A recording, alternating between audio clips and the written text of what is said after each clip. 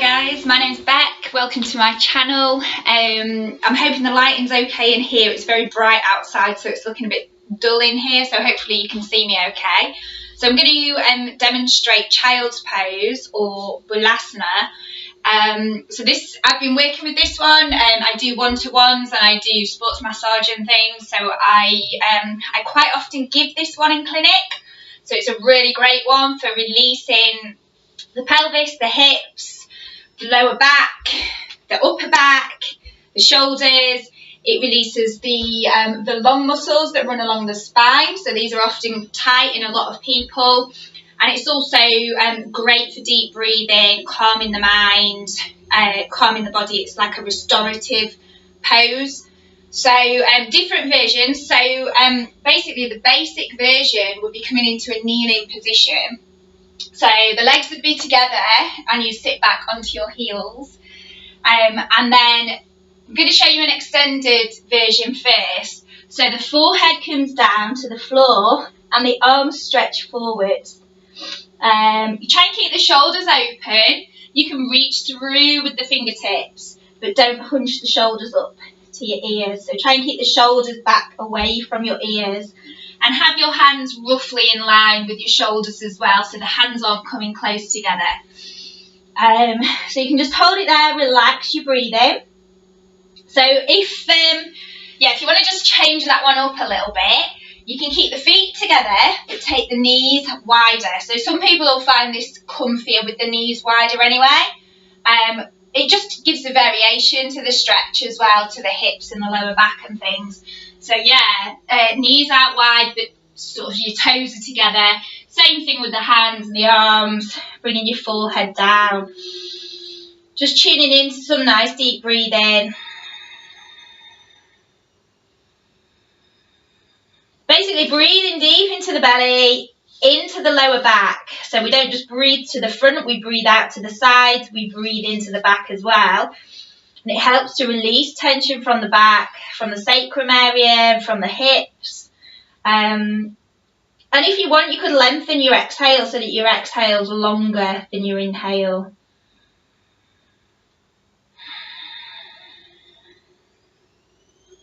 So to come out, you'd like walk your hands back and just slowly push it out. So I'll show you the other version, and then I'm going to just show you it with a few props just to make it easier in case you find it a little uncomfy coming down onto the heels. Could be a bit uncomfy on the knees or the feet or the hips, and also bringing your head down. I can show you it with some props. So the other, that's more like an extended child's pose, stretching the arms forward. So the other version is what I call the relaxing version. So it's basically with the arms down by your sides. So again, you can have the knees slightly wide if that feels comfier. Arms down by your side with your palms facing up. Or you can bring the legs together. So yeah, sort of like hug it in with the legs together. The chest rests onto the tops of the thighs. So your arms are down by your sides, your palms are facing up, your forehead's coming to the ground. So we're trying to release down through the sit bones and through the hips, through the lower back, but we're also releasing down through the head and the neck as well. And I suppose you don't want too much pressure either way. So it's kind of like you don't want, if you're quite tight around here, you might find that loads of pressure's coming onto your head. Or you might find it easier to do this but then not to bring your head down. So this is where the props come in handy. So if this feels comfy, this is sort of the full version. So you can try both. You could do that for 20 seconds, 30 seconds, a minute, 2 minutes, however long you feel comfy. Then you could go into that one after, maybe slightly more relaxing version. So in this version, the arms hang really heavy. Again, we do the same deep breathing, sending it into your lower back. Try and really let the shoulders relax. So the back and the spine naturally round. So we're not sort of worrying about our posture. It's more about releasing our weight down onto the ground and just letting go of any resistance in the body and any tension in the body.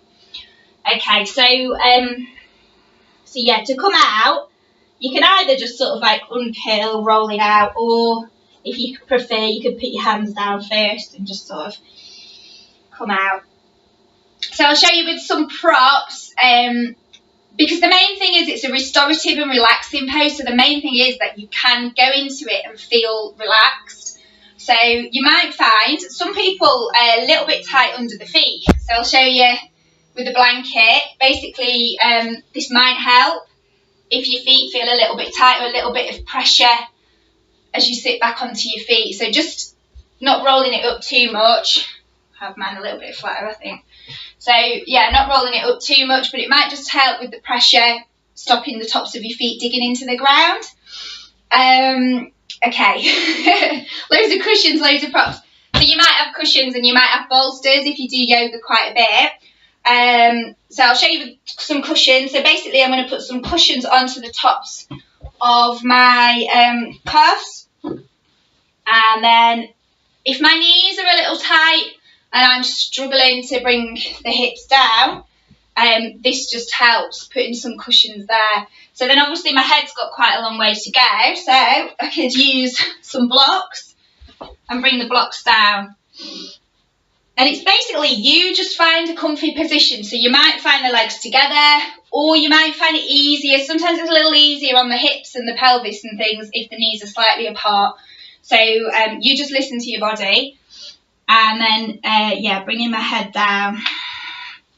Arms can go by your sides, or you can take your arms forwards. So the other version as well, if you don't have any blocks, you could make fists with your hands, put your fists on top of each other. So I find this quite comfy actually. And then you're bringing your forehead down. So it's not quite as relaxing for the arms, but it's supporting the head. And again, you're just trying to release any tension away from the thighs and from the hip, pelvic area.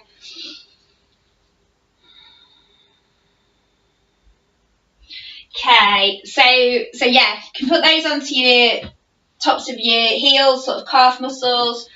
Show you another way. So quite a restorative way is also, if you've got bolsters or long cushions, I'm going to use two. Bolsters tend to be quite thick and round.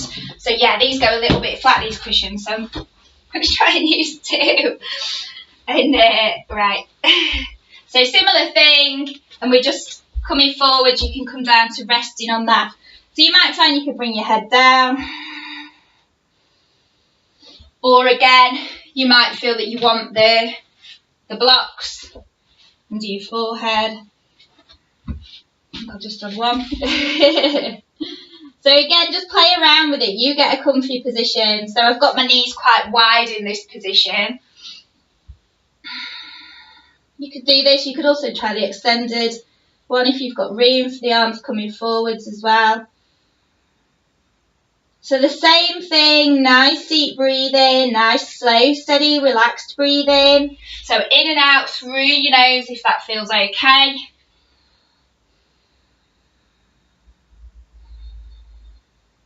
And the same again, when you're ready to come out, you can use your hands just to push yourself up. Okay, so yeah, hopefully that's just shown you a few different versions, variations, what you can do with your hands, legs, arms, different ways of using the child's pose. But it's a very, it's one of the best postures, and I do give it out a lot to a lot of people that get tension in the back, lower back, upper back, or just basically along the spinal muscles. Yeah, so good luck, have fun practicing, and I'll see you soon. Thanks.